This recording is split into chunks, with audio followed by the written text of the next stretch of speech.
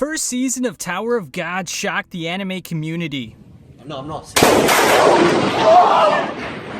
As it pitted contestants of varying skills, strength, and intelligence against each other as they began their journey of climbing the Tower of God to achieve their most wanted dreams. Don't get the unicorn for Rappuccino! But it quickly turned into a game of deception, where the most cunning and resourceful individuals would leave the nice guys in their wake. Incidentally, such was the fate for Bam,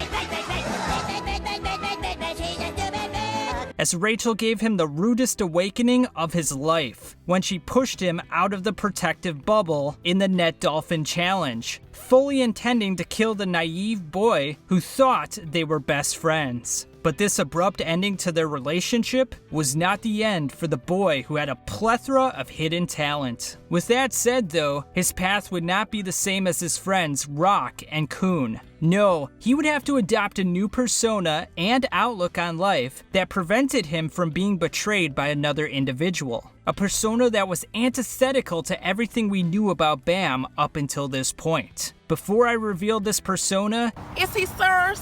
it would be advisable to click off of this video if you do not want to be spoiled by future events in Season 2 of Tower of God. And I should also state that I've only read the first 25 chapters of Season 2, so my knowledge is a bit limited at this moment in time, so cut me some slack if you can. But with that said, let's get right into how things are going to change moving forward.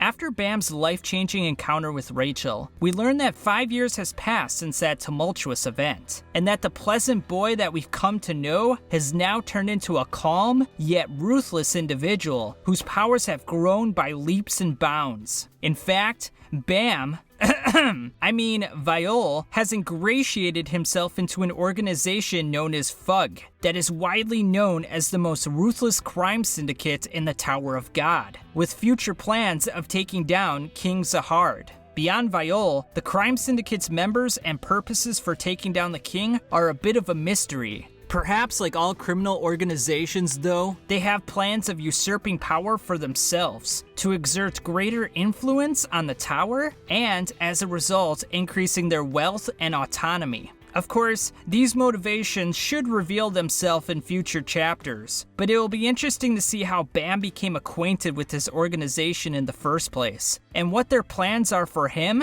and vice versa. During the first arc of Season 2, i.e. the 20th floor, we learn that the 20th floor of the Tower of God is a barrier to prevent F-ranked regulars from attaining E-rank. Therefore, the 20th floor examination is extraordinarily tough, not only in terms of testing one's physical abilities, but also one's strategic abilities and the willingness to deceive others. If you thought deception was prevalent in Season 1, then you ain't seen nothing yet. I trust you. How you doing? What do you need?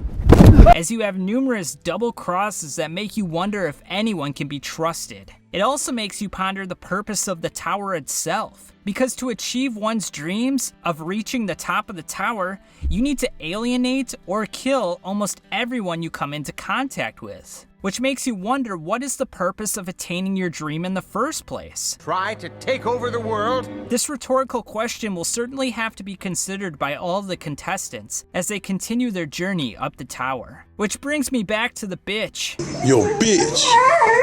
One would think that after all these years, Rachel would feel some remorse about her narcissistic actions in pushing Bam out of the bubble. But nah, she's still a bitch. And while it looks like she may have Kun fooled, it turns out that Kun is aware of her little scam, but is still obliging to her request of climbing the tower. For what reasons? I'm not really sure at this point, but perhaps Kun feels like Rachel is the closest thing to Bam, and if he helps her, he's fulfilling Bam's wish. Or perhaps he has Machiavellian plans of his own and will possibly betray Rachel in a similar manner that she betrayed Bam. But with all plans and people in the Tower of God, things are fluid and can change at a moment's notice. But what I can say for certain is that Season 2 of Tower of God is going to ramp up the powers, strategy, battle tactics, and trickery to the point that Season 1 will look like peanuts by comparison, which should make your expectations go through the roof. But as we've come to know, anything and everything is possible